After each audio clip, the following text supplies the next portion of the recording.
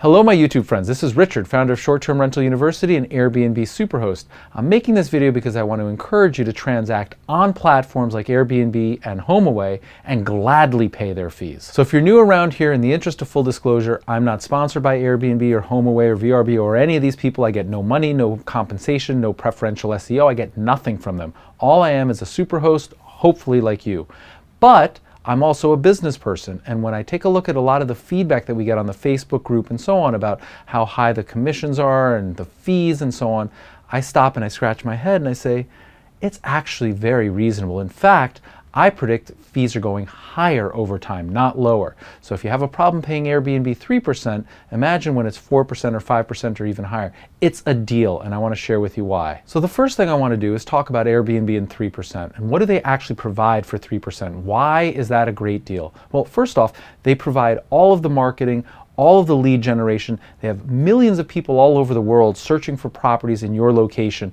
And for you to try and find those same people that are looking for your location would cost you far more than 3% alone.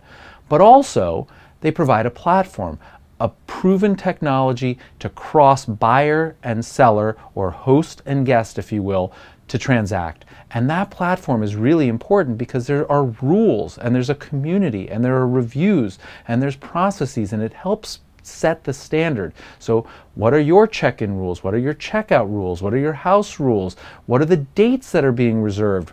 What are your cancellation terms and fees? All of that is put on the platform for the person who's a guest to take a look at, review, and accept. And then if there ever is an issue, and there are issues all the time, it's in writing, there's a transaction, you can lean on Airbnb. I've found them to be helpful sometimes and not so helpful other times, so it's not the best customer service in the world. But that said, both parties have acknowledged what the terms of the transaction are.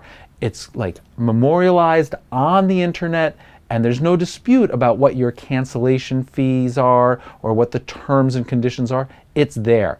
If you try and do it on your own, there's likely a lot more time, energy, emotion, uncertainty, and problems if you don't do this on a platform. So in my experience, the main reason people object to the fees and try and do it on the side is twofold. One, they want to save the money on the booking itself, and two, some people aren't reporting this in taxes, which one is illegal and I don't encourage it, but I'm going to try and incent you to pay taxes for the right reason. The right reason is you are running a business. If you report income tax associated with that business, as you go to grow your business and you require a loan, let's say you want to buy a second property or a third property, if you're paying taxes and you get the 1099 that Airbnb or HomeAway issue at the end of the year, you put that on your taxes. When you go to the bank, you can show them the income that you've generated successfully, and they can use that for your financial strength to give you a mortgage. However, if you're not doing that and you're saving a couple of bucks here and there, and perhaps you're not paying taxes properly when you go to the same bank for the same loan, they're going to say, well, where's your experience? How much have you made? And you're going to say, well, I've been sort of doing it, and you're probably not going to say anything. So it's not a good place to be. So what I'm going to encourage you to do is to think like a big business owner as opposed to a small business owner and say, I want to show as much income as possible. I want to pay taxes on this income. I want to do so in all the right ways and take the expenses as I'm legally allowed, but I want to show the income so that I can grow my business and get loans against that income. Another underappreciated aspect of using a platform like this is that calendar.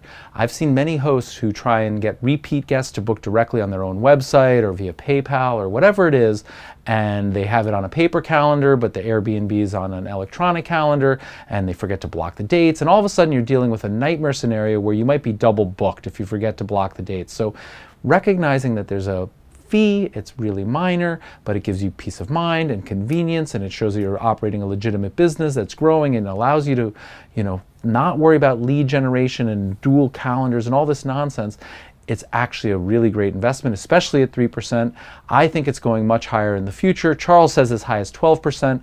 I don't know if he's right or I'm right, but it's definitely going higher. So while it's at 3%, take full advantage of it. So in closing, the point of this is to encourage you to think like a big business.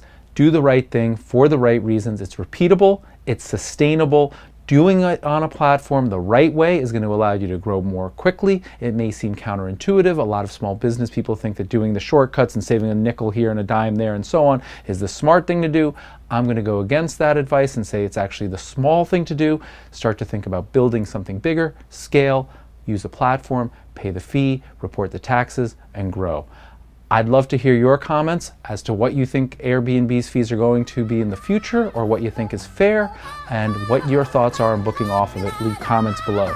In the meantime, please like the video and subscribe. Happy hosting.